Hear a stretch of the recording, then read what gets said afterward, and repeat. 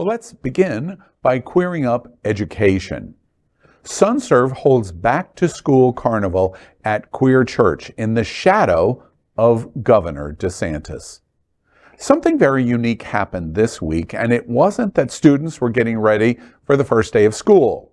It was how the LGBTQ+ community supported the return of students back to school. Sunserve organized an old-fashioned back-to-school carnival on Friday. It was unusual in that it was the only back-to-school event like it in all of South Florida, because it was presented by the LGBTQ+ and allied community.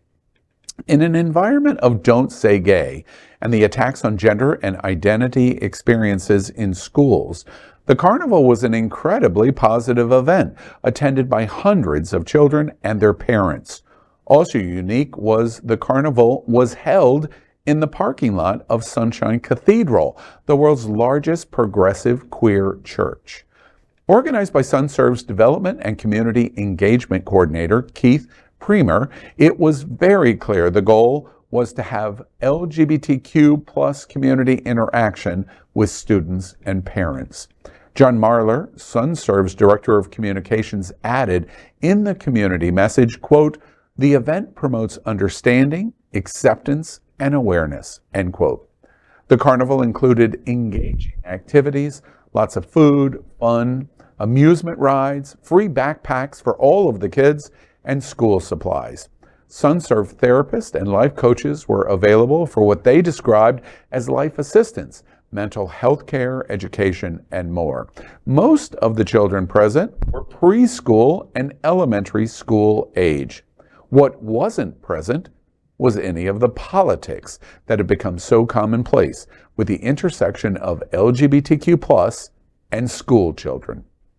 What was also noticeable was a police presence.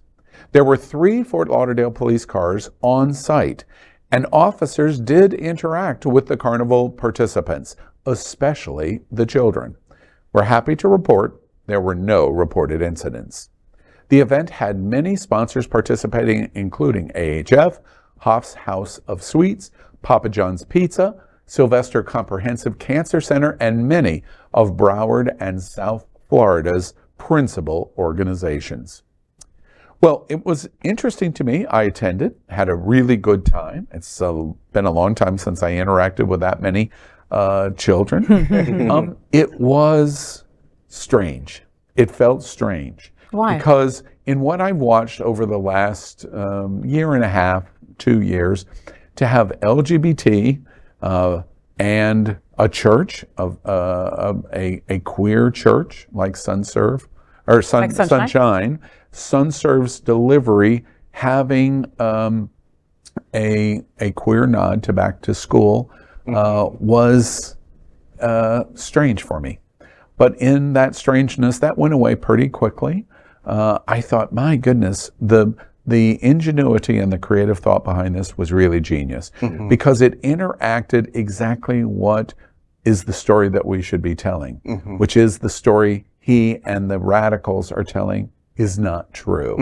We not only want to say gay, there's absolutely no reason why there can't be interaction with the classrooms, teachers, our school boards, and the LGBTQ community. And they proved it in spades. And my hat's off. My hat's off to Sunserve. My hat's off to Sunshine Cathedral, where we are now.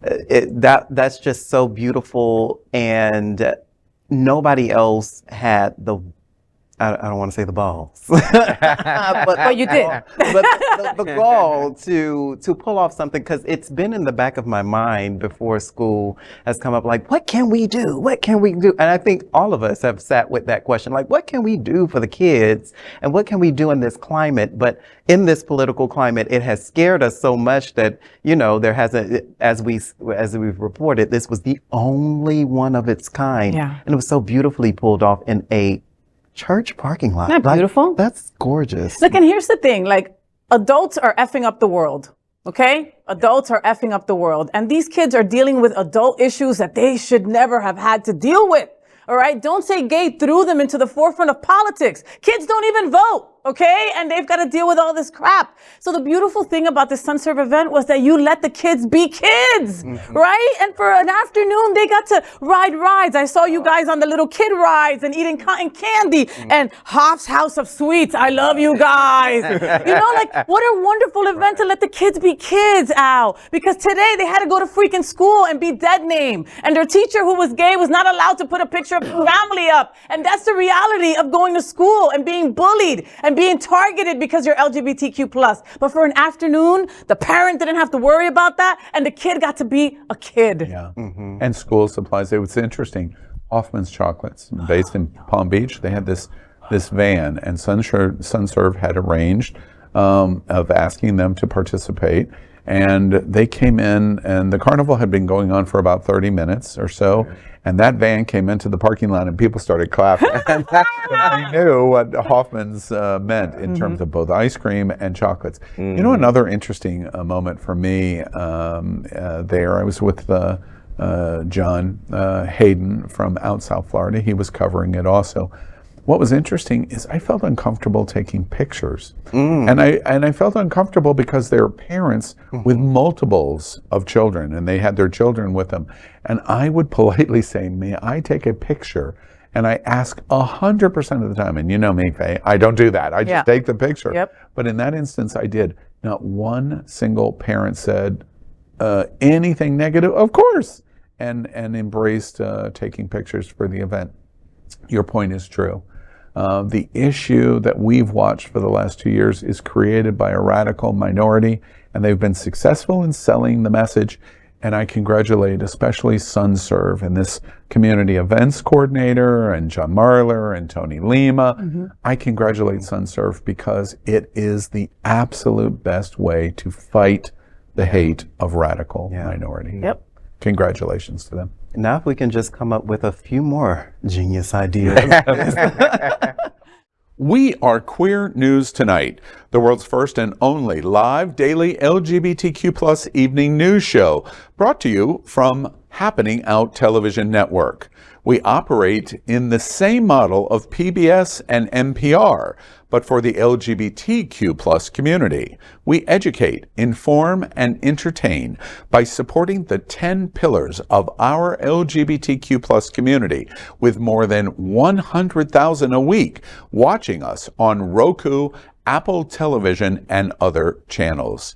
To keep the story going, we accept donations with 100% transparency. Stay updated and live authentically with Queer News Tonight.